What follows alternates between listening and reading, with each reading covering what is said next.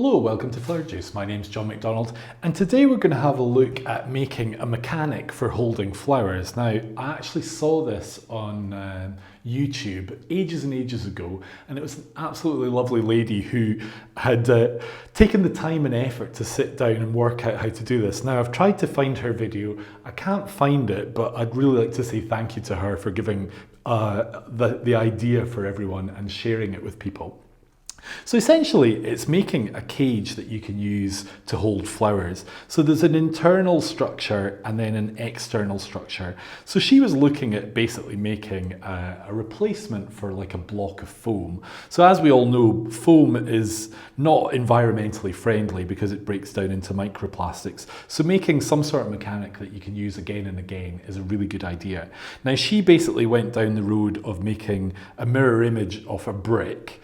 But you could make this to suit whatever container you've got. So if you've got a specific container, you could make a square version, you could make a deeper version, you can make different versions. But essentially, you're creating a place where a stem will be held here, here, here, and here. So there's 4 points that are really going to hold that stem, and it's a nice clean structure for working with. So the material that we're using was I actually bought the plastic coated version because I'd like to make this and for it to last for a long time. So yeah, it does have a little bit of plastic, but I think that's going to make it cleaner, easier to clean, and it's going to be softer on the stems that we use. So you want to go for like a grid mesh rather than a chicken wire. And what I've done is I've counted it out. So I've pre-cut a bit for us to have a look at, and essentially, we've got 6 squares across and making a square, and on the center we're doing 2 across, and so this is going to be 2 by 2 by 2 by 2, and then 6 by 6 by 6 by 6, and then we've got a little joining bit there rather than doing them both separate, and I think that gives it a little bit of strength. So what I've done is I've measured the width, which for this size is going to be 14 squares. And then I've cut it in such a way that we've kept the little, right, so these aren't really the squares. These are the squares, and these ones I've cut to leave a tail. And these tails we can use for binding it. Now the ones on the edges here, on either side, will basically connect with our structure here. And the ones on the ends are basically going to work for connecting the things. So what we want to do, and I found this worked really, really well, was use the edge of the table to create that bend at that point. So if you've got a straight edge, that's a really good thing. It doesn't work so well on that last one, but we can get it started. So as you can see,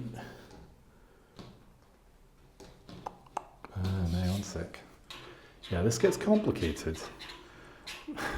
When I first did it, I was like literally being driven mad because it's a bit of an experiment and you're not quite sure how it works. And this is that one occasion where you think, oh, I wish I'd stuck in at maths at school. So I'm just using these little tails from the wire just to bind round. Now these can be a little bit sharp, so depending on your wire, if your wire is really quite strong, then you might want to wear gloves. I just find it's less nimble if you've got gloves.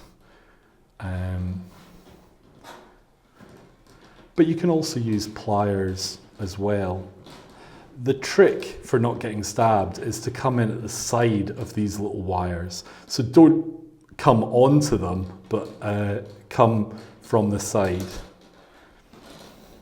And as you can see, this is great. When you're trimming your wire, you actually end up with some offcuts. So you could use them for tying as well if you need extra ties.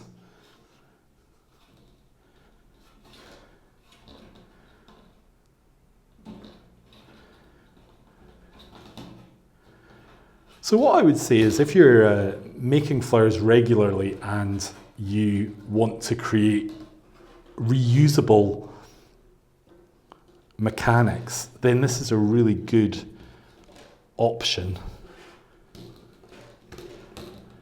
I think if you're in a shop and you're going to be doing this for a one-off purchase, then obviously that's a little bit more complicated, but there's nothing to say that you couldn't sit and make some of these up in advance. So we've got 4, and then we want to go down 2.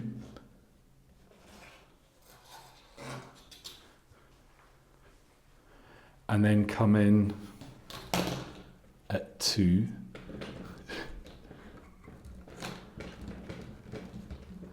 And then we go 6. 1, 2, 3, 4, 5, 6.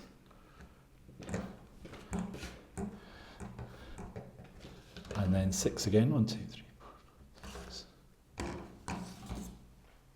So you can see that we're starting to create our shape. It's nice if you can get a good bend on that.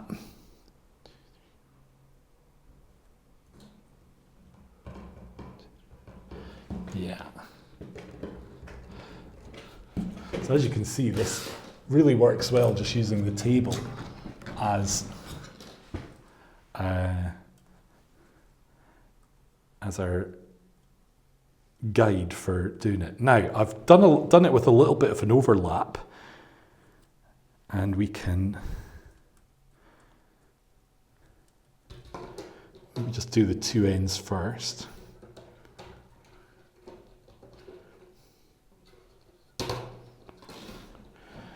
And then we can start to just bind these off. So once we've gone into this shape, we're starting to get a bit of strength. And once you put the ends on, you'll find it really strengthens up.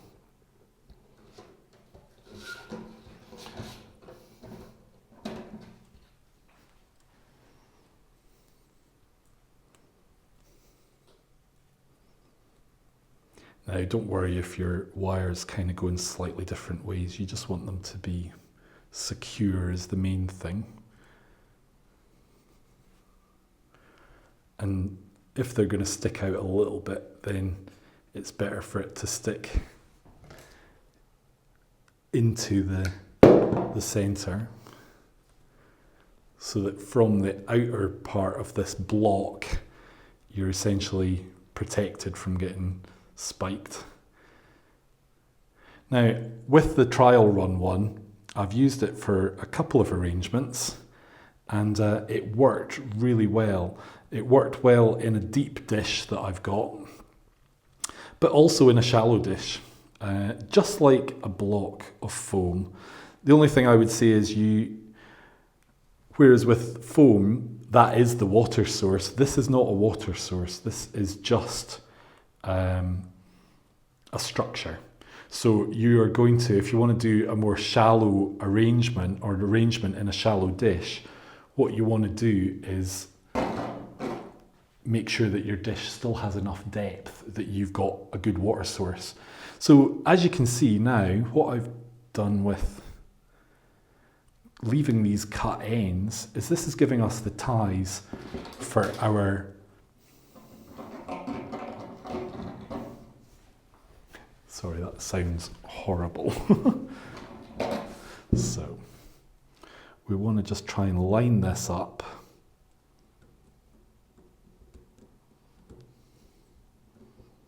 So that we can secure it.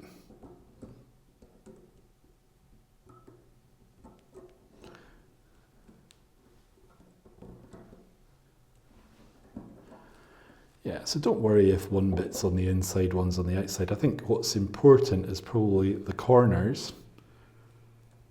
So we'll just do the corners first. And as I say, you can use pliers just to bring that together as well.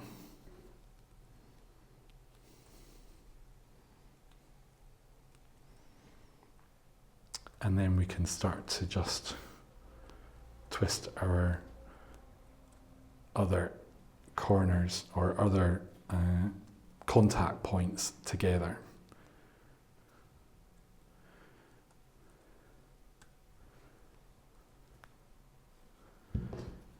Just gonna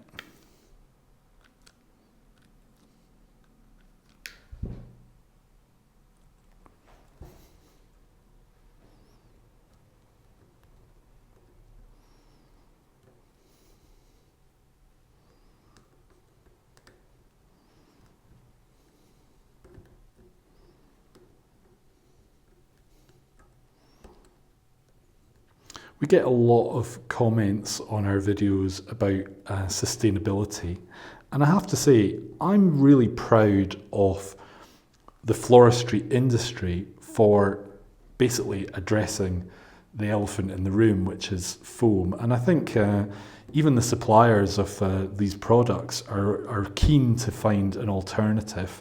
So I think the florists are very keen, I think the suppliers are very keen. It's just finding the right product that really ticks the box in a commercial way. Obviously for home use or event use, it's possibly easier to find alternatives. But from a commercial point of view, where the end product is going to a customer, then it's harder to replace foam. But what I would say to that is that a lot of the products that go out from a florist tend to be bouquets. So nowadays there's a much better choice of recyclable packaging as well. So realistically, a lot of flowers can be delivered in an eco-friendly way, and they don't have to have the problems that are being reported.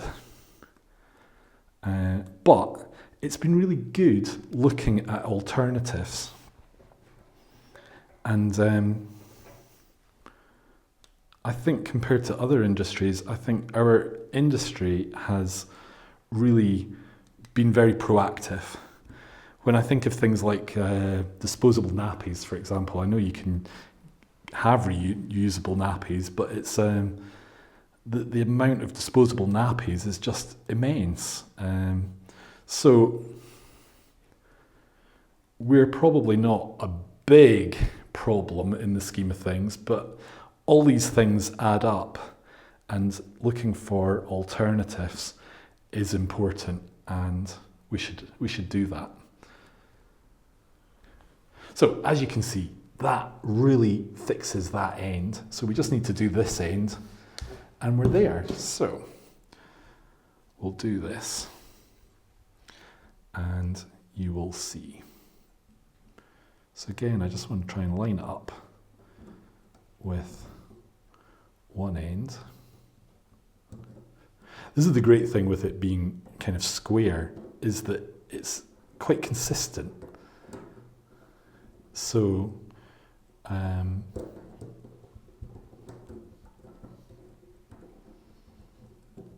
you're able to get a good result, basically.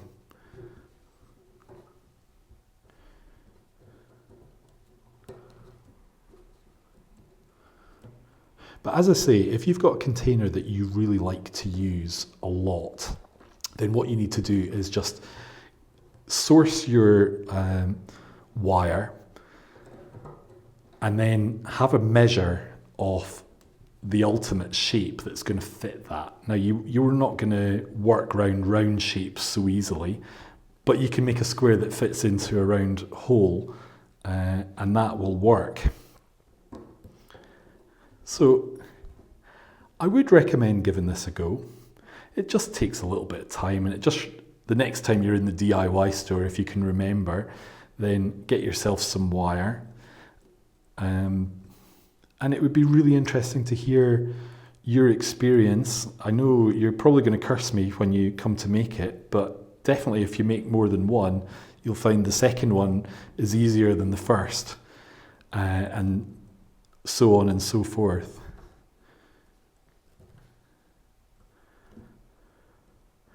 I think it's just getting your head around the maths. I was never very good at maths.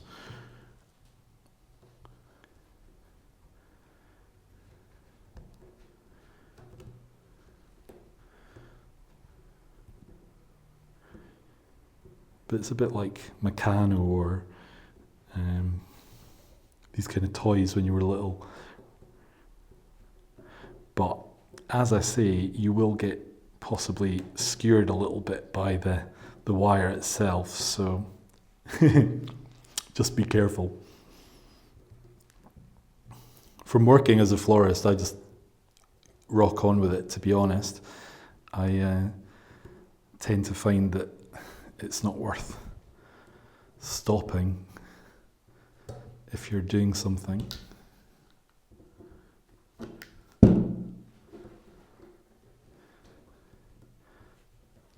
But you can see how this is going.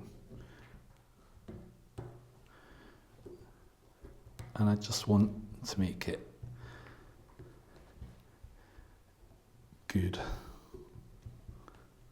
So I think taking a little bit of time and care when making it will pay off in the long run.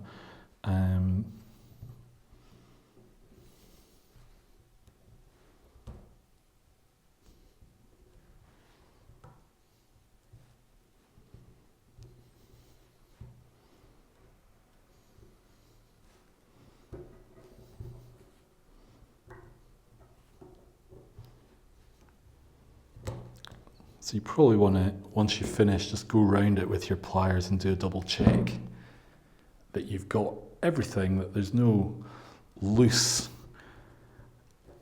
tails coming out that are going to catch you.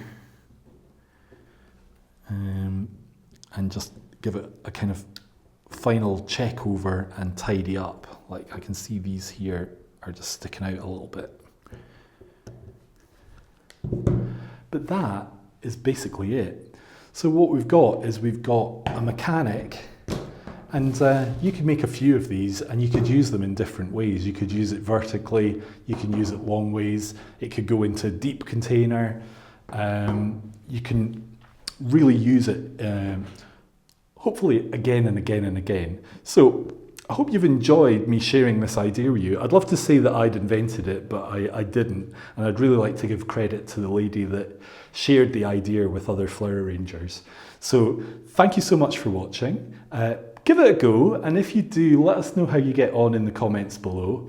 And we hope that you join us for our next video, and you can even send us some pictures of any designs you do using this mechanic.